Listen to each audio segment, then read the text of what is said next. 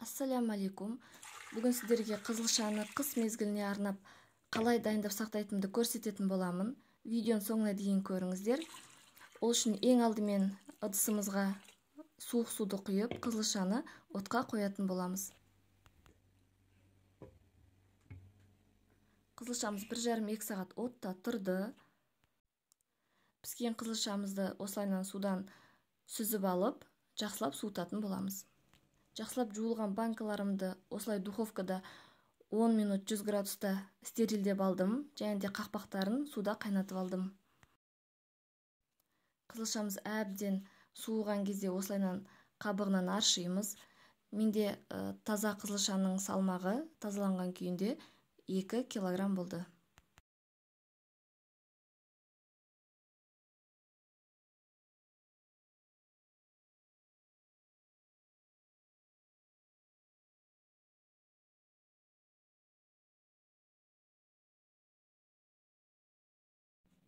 Әбден суыған қызылшаларымыз үкіштің үлкен көзінен өткізіп аламыз, және де кастрюлемізге салып отырамыз.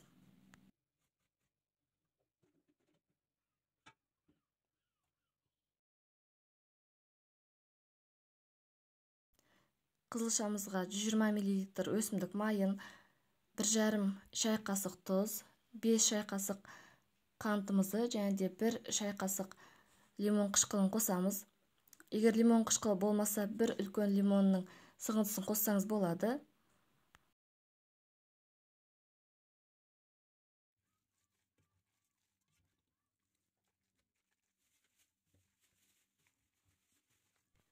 Барлығын жақсылап араластырып аламыз да, қатты отқа қойып, бір қайнатып аламыз.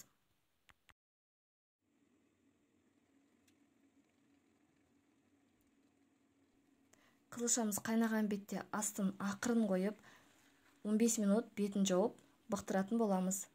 Асты жабысып қалмас үшін міндетті түрде араластырып отыру керек.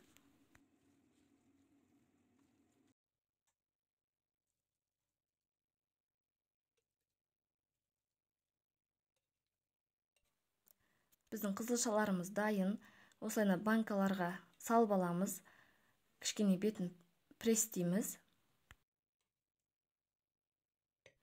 Осы ингредиенттерден менде 1,8 литр қызылша дайын болды.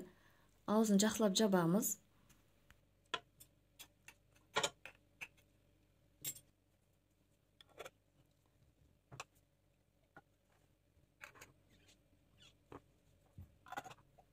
Және де банкаларымызды төмен қаратып, әбден суығанша жылылап орап қоямыз.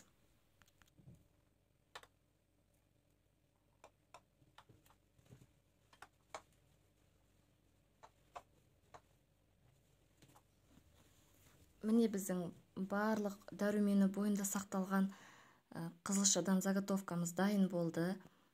Өте дәмді болады. Міндетті түрде жасап көріңіздер.